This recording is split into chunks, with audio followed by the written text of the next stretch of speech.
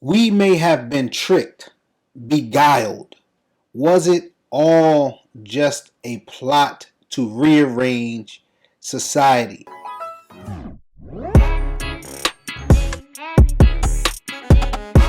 Welcome back to Book 5, the channel that helps you live a more holistic life.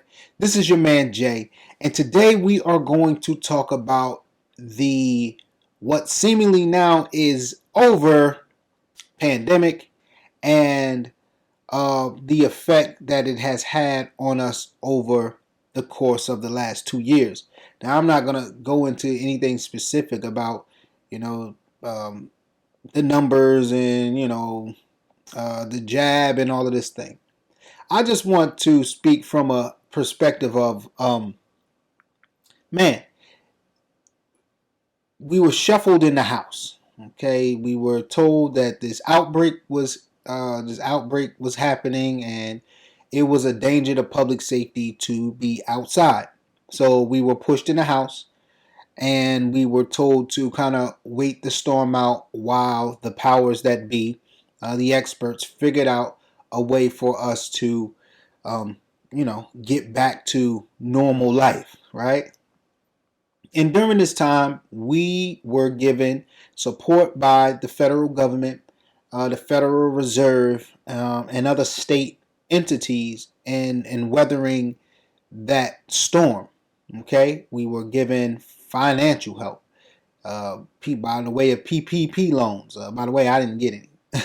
We were given tax breaks and tax incentives. We were given um, lunch meals for schools and other things. We were given pay from to work from home, and all of these other incentives, which created, I don't know, kind of an issue in itself in society where people began to rethink what they were doing in the workforce, and in the education system anyway, right? So it started to beg the question, have I been living the right way? And maybe is there an easier way to succeed out here, you know? And then what they did was they started to say, okay, you can go outside, but you can't interact with anybody. So when you don't, now they didn't really say don't interact with anybody, but they instituted the 6 foot rule, the mask mandates, the amount of people that can be in any one particular place at one time, kind of thing. And when you restrict people from gathering, you restrict information, you restrict conversation. Now, you may say, well, Jay, we still had the internet, and you can converse on the internet and things of that nature. But the one thing that the internet is lacking is, the human connection in its pure form.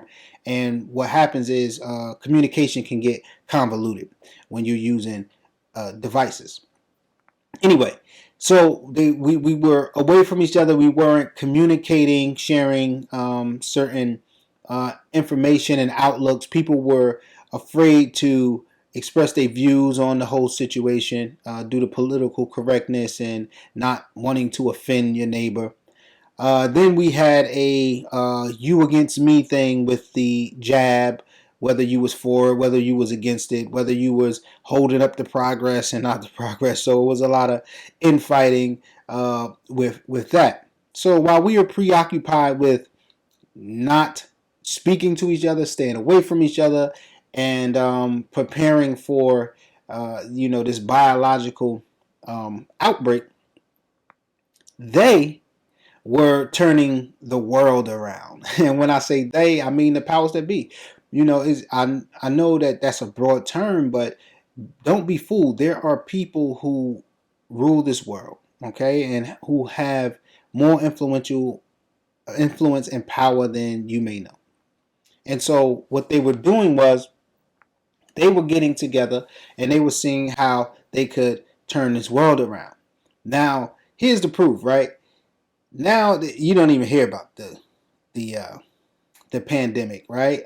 They may throw it here and there, but they don't really say anything. But they let you out of the house. They said take the mask off. They want you back at the office, and like it never happened. Here's the kicker though. Everything costs way more money, right? Everything costs way more money. I mean, the dollar store is now $1.25. That puts a perspective on where we at. Now, not every store is going to be like 25 cents on a dollar, but that's a good barometer, which means if you paid $16 for, let's just say, a pillow before 2020, now you're paying 25 cents times 16, whatever that is. Well, maybe $3 or $4 extra. So now you're paying $20, $21 for the pillow. So they raised the prices on everything. They did not raise the wages on anything, but they raised the prices on everything. There's a so-called shortage that's going on, which if you know anything about, supply and demand, what that does to the market when there's shortages and things like that. There is war breaking out in, a global war breaking out. Right now it's Russia, Ukraine. You have some concerns about China, Taiwan.